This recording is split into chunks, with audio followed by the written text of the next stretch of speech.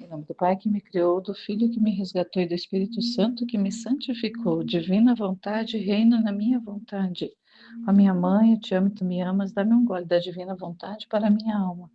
Me abençoa, Mãe, para que todas as minhas ações sejam feitas diante de vossos olhos maternais. Vinde, Espírito Santo, vinde por meio da poderosa intercessão do Imaculado Coração de Maria, vossa amadíssima esposa e nossa mãe. Amém. Tema 39 do Livro do Céu, volume 1, capítulo 43. Jesus Cristo prepara Luísa para renovar o matrimônio místico. No céu, sancionado pela Santíssima Trindade.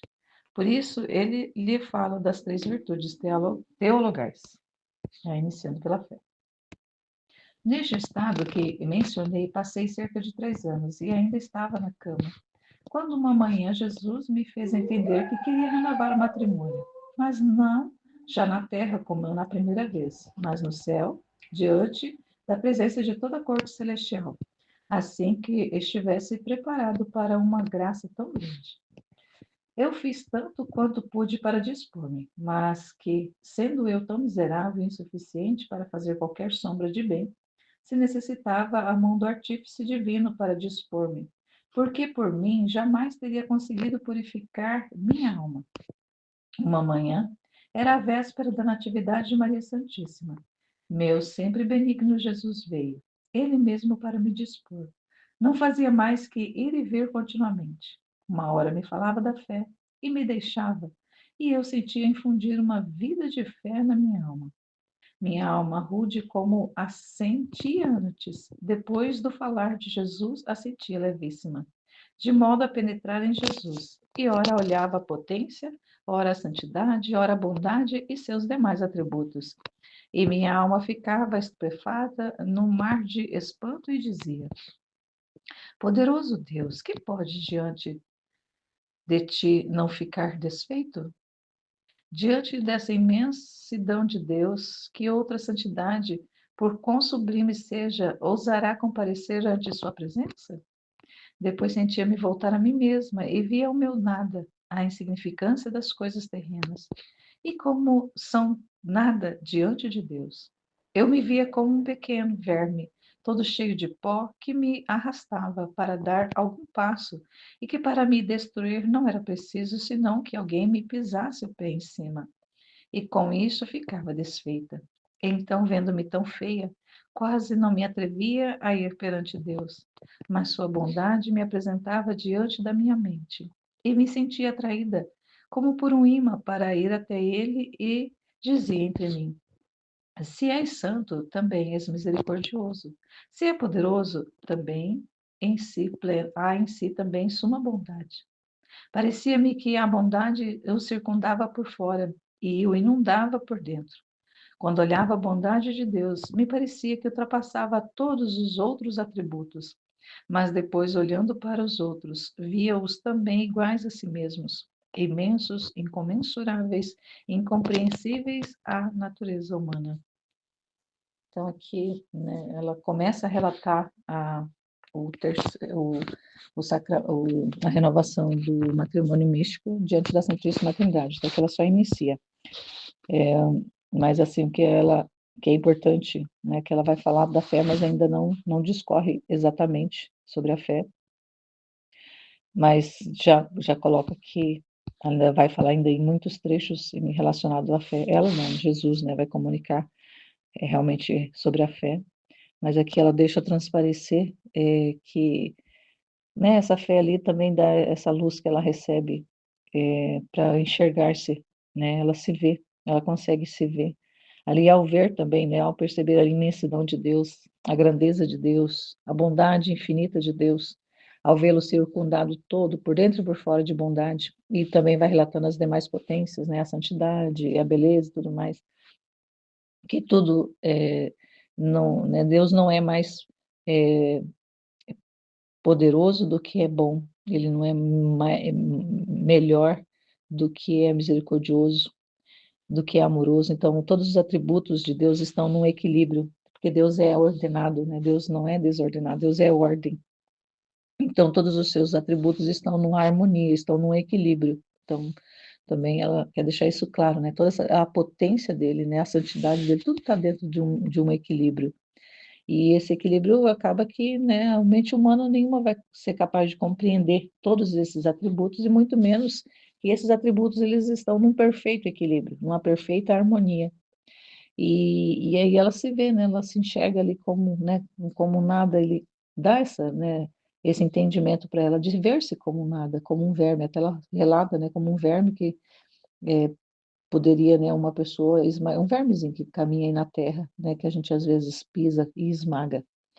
E então ela se viu dessa forma, porque diante de Deus realmente nós não somos nada, né? Se nós olharmos a grandeza de Deus, nós vamos perceber a nossa finitude, nossa pequenez, a nossa limitação, a nossa miséria.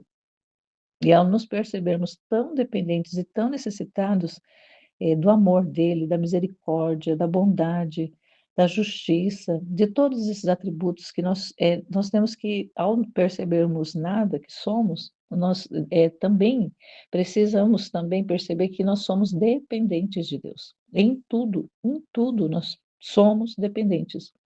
Então, o nosso nada também está vinculado a essa dependência. Então, se nós nos acharmos que somos alguma coisa, logo, esse achar-se algo retira-se da dependência.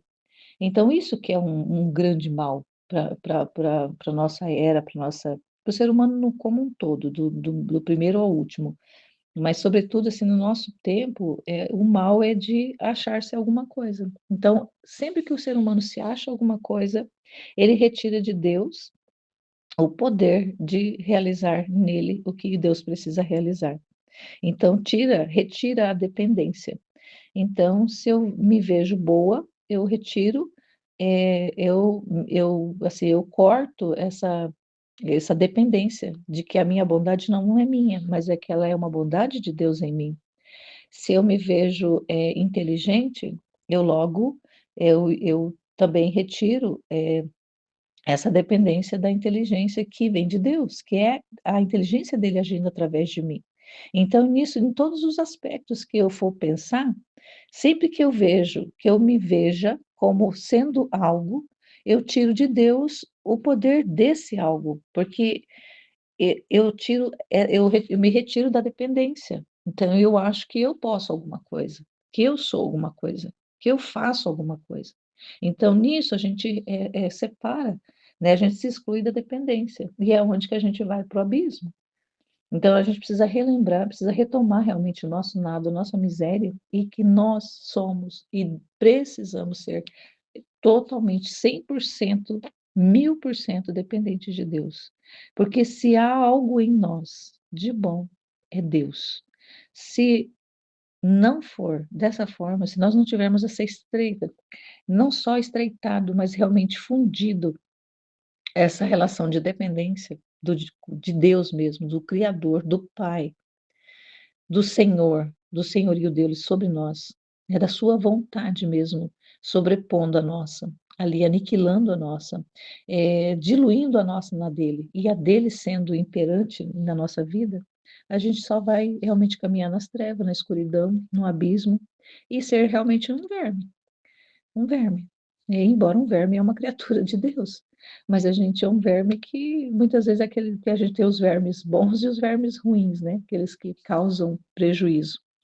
Então a gente vai ser não nem um verme bom, na verdade, a gente vai ser um verme ruim que causa só prejuízo, que causa estrago, que causa dano, primeiramente a nós e depois aos demais.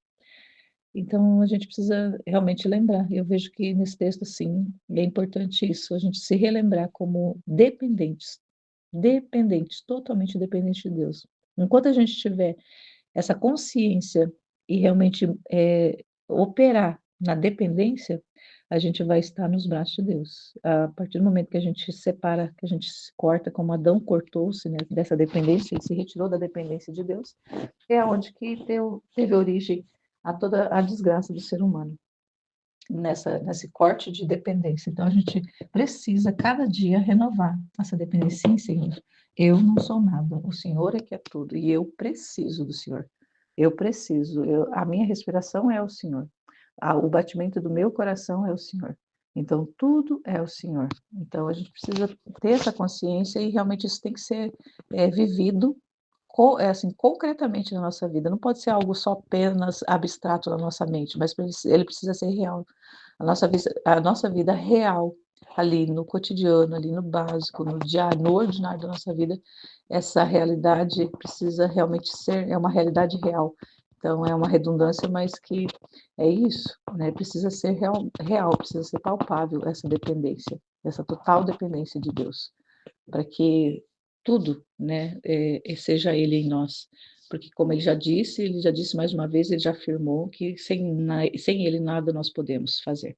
Então, que seja, Senhor, que, que eu seja totalmente dependente de vós para tudo, até para escutar, para falar, para me mover, para tudo, que eu realmente tenha essa consciência de fato e de verdade, concretamente na minha vida de dependência, essa relação de total dependência de vós. Amém, Fiat.